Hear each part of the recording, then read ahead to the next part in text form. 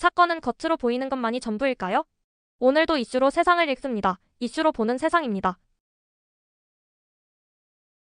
2025년 조기 대선에서 국민의힘은 사상 최악의 참패를 기록하며 정권을 내주고 말았습니다. 이번 대선은 단순한 정권 교체를 넘어 윤석열 전 대통령의 탄핵과 12.3계엄령 선포 논란 등 헌정사에 기록될 대혼란의 연장선이었습니다. 국민의힘은 당초부터 불리한 구도에서 출발했습니다. 그러나 반이재명 기치를 내걸고 막판 보수 결집을 꾀하며 승부수를 던졌지만 결과는 참혹했습니다. 그간 쌓여온 난맥상이 극단적으로 드러나면서 이변은 일어나지 않았습니다. 특히 대선 한 달을 남기고 벌어진 김문수 후보 교체 시도는 자충수였습니다. 당원들의 반발을 샀고 정당성을 흔들었습니다. 이후 개혁신당 이준석 후보와의 단일화 협상도 결렬되며 내부 갈등만 부각됐습니다. 무엇보다 윤석열 전 대통령과의 관계 정립 실패는 결정적인 패착이었습니다. 출당이나 제명 등 단호한 조치를 취하지 못한 채 어정쩡하게 끌려다니는 모습은 중도층의 민심을 떠나보내기에 충분했습니다. 그 결과 국민의힘은 다시 야당으로 전락했고 리더십은 붕괴 직전입니다.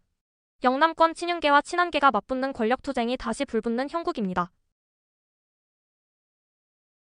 국민의힘의 대선 참패가 단순한 선거 전략 실패로만 보이지 않는 이유는 그 내부에 깊이 박힌 위선과 책임 회피의 구조 때문입니다. 김문수 후보를 외부 인사로 교체하려 한 시도는 당원과 당원의 신뢰를 동시에 저버린 행위였습니다. 정당 민주주의는 형식을 지킬 때만이 아니라 절차를 지킬 때 완성됩니다.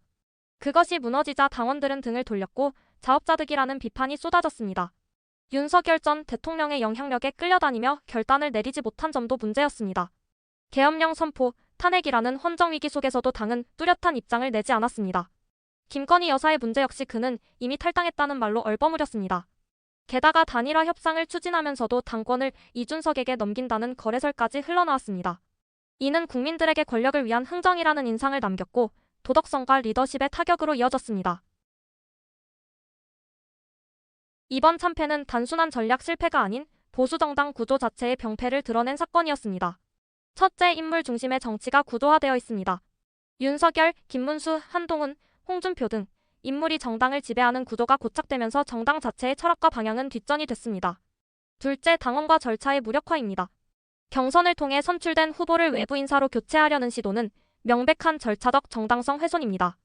권력은 국민으로부터 나오며 당원은 그 작은 단위입니다. 이를 무시하면 정당은 껍데기일 뿐입니다. 셋째, 강성 지지층의 눈치 정치가 뿌리 깊습니다. 계엄 탄핵 이후에도 윤석열 전 대통령에 대한 단호한 조치를 피한 것은 중도 확장보다 코어 팬덤을 의식한 행보였습니다. 정치가 팬덤에 포획되면 리더십은 교조화되고 유권자는 외면합니다. 온라인 여론은 냉소를 넘어 분노로 이어지고 있습니다. 누가 봐도 자폭인데 왜 자꾸 책임을 외부에서 찾느냐는 반응이 줄을 이룹니다. 윤석열 출당 못 시킨 게 다 시작이었다. 이준석한테 당권 넘기려 한 게 보수정당 맞냐? 개혁은커녕 개항만 하다가 끝났다 등의 댓글들이 올라오며 보수 지지자들 사이에서도 환멸감이 팽배해졌습니다. 일각에서는 이 정도면 다시 분당하는 게 낫다는 목소리도 나오고 있습니다. 내부 총질로 자멸한 정당에 대한 신뢰 회복은 요원하다는 평가입니다.